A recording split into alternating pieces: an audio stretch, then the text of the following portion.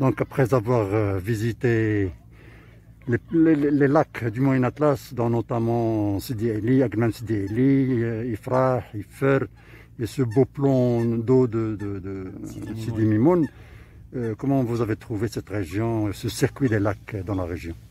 La région est très riche, la vérité, il y a plein de choses à voir. Et moi qui visite la région pratiquement chaque année, c'est la première fois que je fais la totalité des parcours des lacs. Bon, c'est dommage que certains sont vraiment à sec, et ça dénote aussi de la surexploitation de la nappe phréatique avec les cultures de la pomme et d'autres cultures qui sont consommatrices d'eau. Donc c'est dommage que tous ces plans d'eau soient réduits à sec. Et puis sur le côté aussi de la, comment dirais-je, de la propreté, les saletés un peu partout, c'est dommage parce que les gens ils viennent, ils laissent un peu tous leurs détritus. Et puis aussi il faut dire que les communes ne font pas leur travail, on ne pourra jamais avoir 100% de population consciente des valeurs de la propreté et tout, donc il faut quand même qu'il y ait un travail derrière, que les communes assurent un minimum de passage. Une semaine serait suffisante pour remettre à niveau tous ces plans d'eau. Donc c'est une région riche, c'est un avenir certain si les autorités et les populations se prennent en charge et assurent quand même un suivi de tous ces parcours. J'invite un peu tous les citoyens de la région et au-delà de faire ce circuit, ça sort un peu de l'ordinaire et il y a plein de choses à voir. Merci.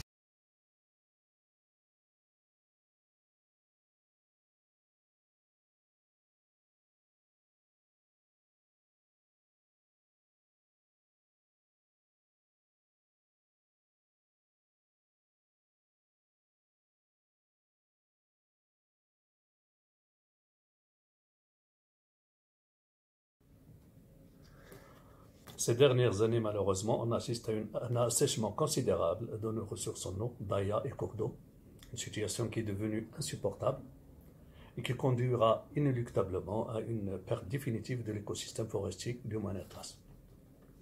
On ne peut incriminer cette dégradation aux seuls effets du changement climatique, mais plutôt à une action de l'homme irrationnelle de l'exploitation de l'eau dans la région du Moyen Atlas, où les terrains jadis destinés aux cultures étaient dans la région de l'Azara, c'est-à-dire dans la plaine, tandis que les terrains du parcours étaient dans la zone de montagne, ce qui garantissait un équilibre écologique formidable, sans faille.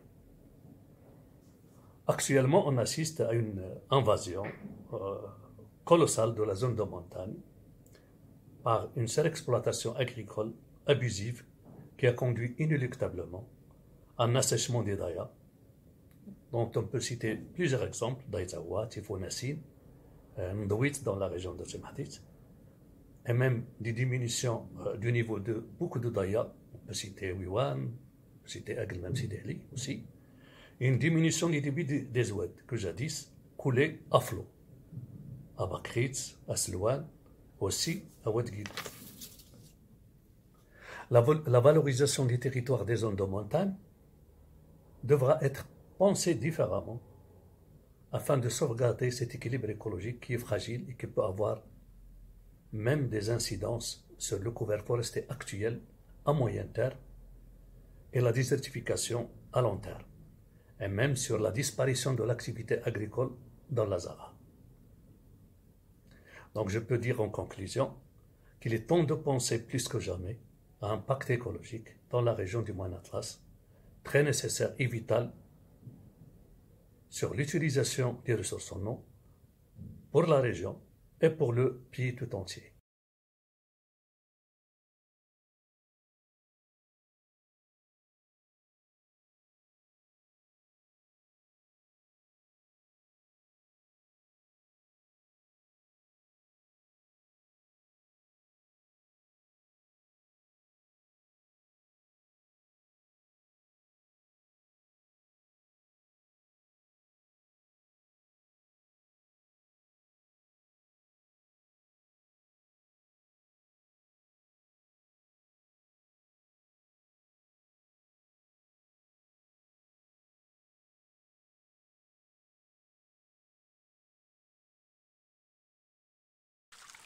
Bonjour, Harizi Moulay Abdullah, guide des espaces naturels et propriétaire du jardin d'Azro et aussi propriétaire d'un petit jardin avec un verger et puis un maraîcher. Donc nous avons constaté, comme tous nos amis marocains et puis dans la région de Khan, que le coronavirus a des répercussions sur le tourisme, mais également que cette année 2020, c'est une année vraiment exceptionnelle sur tous les plans, c'est-à-dire que la sécheresse que la province d'Ifrane connaît il y a quelques mois, à partir du mois de mars, il a aussi des répercussions sur l'agriculture et aussi sur le tourisme. Donc, en tant que giteur et guide, donc vraiment, on a vu que cette année, il y a beaucoup d'impact sur la question du tourisme. Et puis, il y a un manque de plans d'eau. Et puis aussi, les lacs, ils sont presque, la plupart, ils sont secs. La même chose pour beaucoup de sources, donc voilà, donc il y a vraiment un problème dans la région, surtout au niveau du tourisme et de l'agriculture. Donc cette année, on a beaucoup souffert. Les autres années passées, donc on a un tour d'eau qu'on reçoit chaque 15 jours, mais cette année, il faut attendre jusqu'à un mois et demi, parfois plus. Il y a même des tensions au niveau de la province avec les tribus, donc sur la distribution de l'eau de l'irrigation. En tant que guide, moi et mes collègues dans le métier d'accompagnement et d'hébergement, ils ont aussi beaucoup de pertes à cause de la sécheresse, parce que tous les Marocains qui viennent dans la région, ils cherchent à aller dans des coins qui sont fraîches où il y a de l'eau, mais malheureusement en tant que guide, on n'a pas beaucoup de possibilités à leur offrir. Et c'est pour cela que vraiment la question de l'eau, il a beaucoup aussi joué sur la crise économique dans le tourisme de la région. Donc voilà, moi en tant que guide et en tant qu'hébergeur, je vois que le coronavirus, il a vraiment beaucoup de répercussions sur l'activité, mais aussi sur l'accompagnement et puis les sorties. Donc on a vu que le taux d'annulation et le taux d'occupation, il est presque à 20% par rapport aux années passées. Nous espérons que le ciel sera avec nous très clément et que les années prochaines seront meilleures et que le tourisme et puis l'agriculture reprennent leur forme. Et Inch'Allah, et merci beaucoup.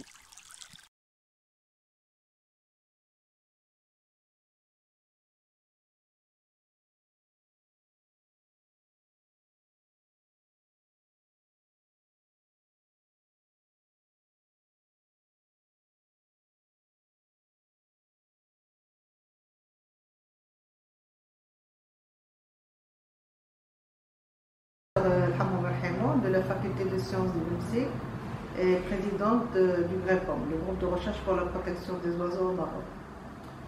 Dans ce contexte de changement climatique et de sécheresse que le Maroc connaît, plusieurs zones humides ont vu leur niveau d'eau baisser de façon alarmante. En plus de ces conditions climatiques défavorables, les activités anthropiques et l'utilisation non rationnelle de la ressource en eau de ces milieux accentuent ce phénomène. C'est le cas des lacs du Moyen Atlas.